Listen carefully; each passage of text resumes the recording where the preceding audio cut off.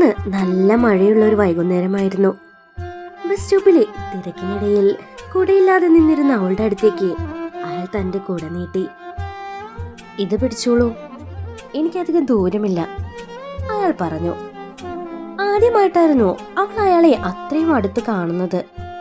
എന്നും ഒരേ ബസ്സിൽ യാത്ര ചെയ്തിട്ടും അന്ന് മാത്രമാണ് അവരുടെ കണ്ണുകൾ ഉടക്കിയത്.